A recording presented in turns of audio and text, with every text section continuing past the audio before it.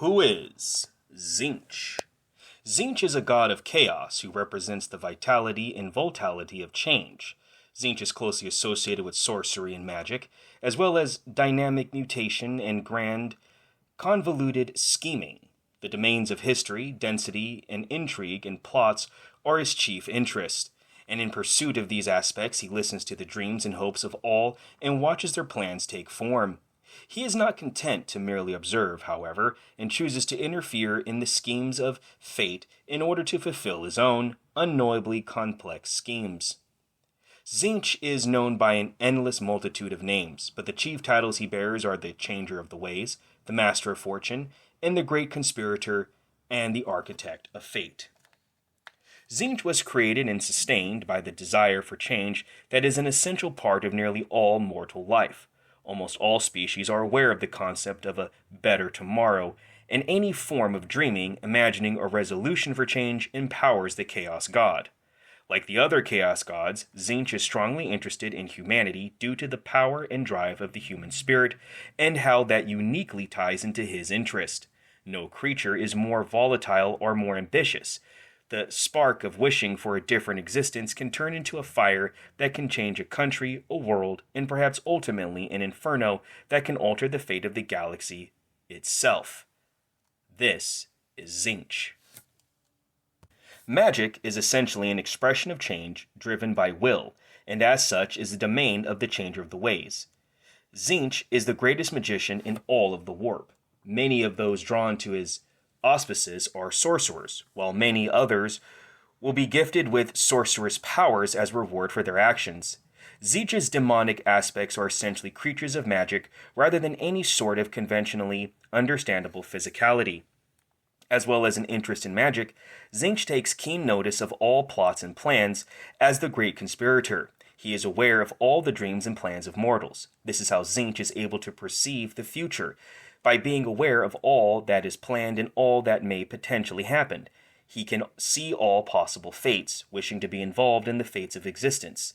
Tzeentch directly and indirectly interferes in the fates of all things. His intentions are unknown, his schemes insanely complicated, and his plans are extraordinarily long-term, and may be that none other than he will ever see the end of all of them. It is often claimed that Tzeentch wishes to extend his power over the Materium, or to defeat his brother gods. However, it is the nature of Tzeentch to care just as much about altering the fate of a single individual. Tzeentch's schemes also often appear contradictory to those who discern them. This is because only Tzeentch can only understand his own interests and perceive the full possibilities of each action. Tzeentch has many depictions as he has names. His skin is said to constantly shift and roll with faces that leer and express mockery. As Tzeentch speaks, these faces repeat what he says, but with different inflections or a word different here and there, or in fact provide running commentary or analysis on what he is saying. This makes it almost impossible to be certain what meaning Tzeentch is actually expressing. While these skin faces come and go very quickly, Tzeentch's actual body is said to be constant. His head is low on his chest as if he has no neck, and horns project from his shoulders. Raw magical energy surrounds him like smoke, with the faces and bodies of those whose fates he is considering manifesting before him in subtle and complex patterns. Tzeentch's opposite force is the Chaos Pantheon as Nurgle, who stands for despair and acceptance of one's fate. Such a form of existence is anathema to Tzeentch, who derives power from the will to change one's destiny. Tzeentch is often visualized as the serpent with writhes and twists to represent constant change, and this is mirrored in his symbol, which curves and points to represent change and conclusion. There was once a time when Tzeentch ruled supreme over the warp, his powers vastly superior to those of the other Chaos Gods. However, this state of affairs ended when the other Dark Gods temporarily set aside their differences and joined forces. During the final battle, Tzeentch faced certain defeat and cast a great spell upon himself. He crystallized his thoughts and body even as he was hurled against the endless mountains. Upon impact, his form was shattered into 10,000 pieces, each of which contained a fragment of his essence. These were flung across space and time, and while Tzeentch was forever weakened, legend suggests this event marked the beginning of the use of sorcery in real space. The Maze of Tzeentch, also known as the Crystal Labyrinth, is Tzeentch's realm within the warp. This maze is woven from the raw fabric of magic, threaded upon deceit and conspiracy.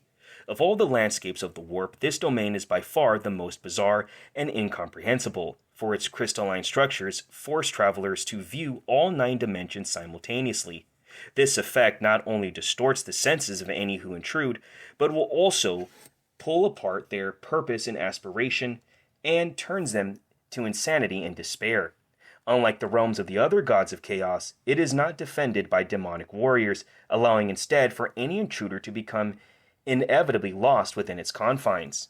Interchanging, shifting avenues made of pure crystals of every color crisscross Tzeentch's realm. Hidden pathways built from lies and schemes lead out from the maze and infiltrate the dominions of other gods, binding together the fractious realms of chaos.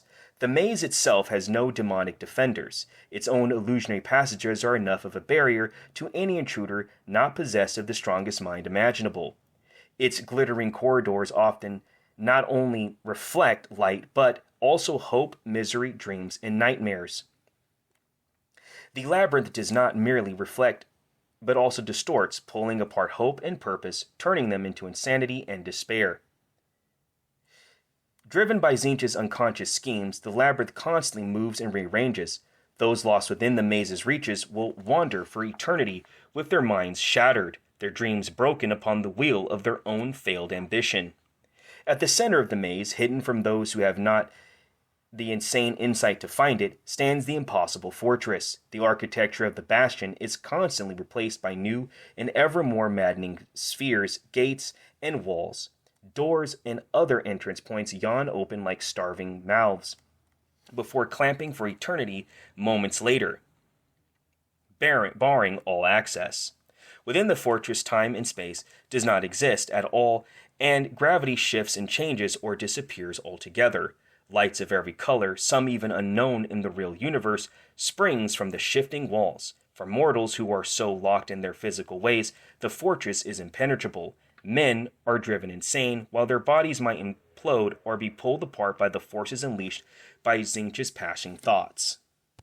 Even immortal demons cannot easily endure the twisted horror of the impossible fortress, and only the Lords of Change can safely navigate its corridors and tread the secret paths that lead to their inner sanctum of the fortress, the hidden library where Tzeentch, the puppet master himself, resides, internally plotting.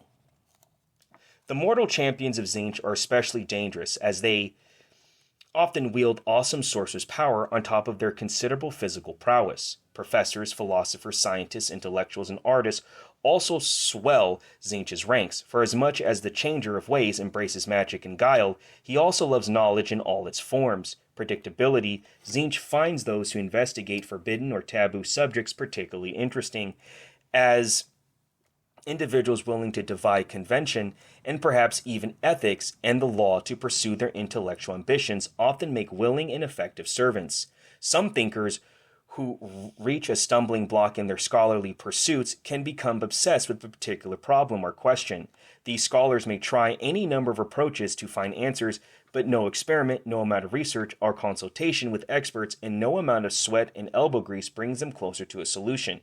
These obsessed scholars are particularly vulnerable to Tzeentch's temptations. While some may deliberately seek the assistance of the Master of Fate, many more unwittingly fall into Tzeentch's service after accepting help from an insightful but mysterious new colleague, or after gazing too long at a classified or forbidden text that somehow finds its way onto their desk.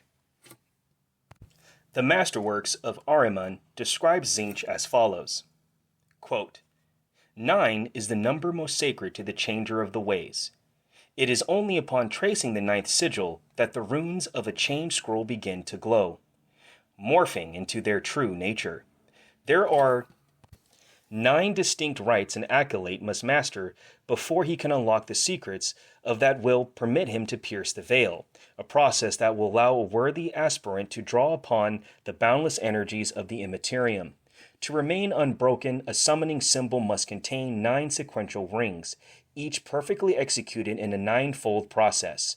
9 are the chants of the Kyric cultus, and for casting, a coven of 9 is by far the most powerful of groupings. Yet it is not mortal rites alone that obey the great sorcerer's Enneatic rules. The number 9 can be found woven throughout the unfathomable and ever-changing structures of the architect of fate's own realm within the warp. The Lords of Change, the greatest servants of Tzeentch and commanders of his convocations, are ordered within the 9 levels of trust. All seek their master's favor, and those in ascendancy rule the 9 factual fortresses. Beneath each of those most exalted are 999 legions, each divided into 9 hosts. It is said that when demons are slain, their immortal spirit appears within the impossible fortress, arriving before their maker from one of the ever-shifting 9 gates. They are to be either reformed or reabsorbed by the will of Tzeentch.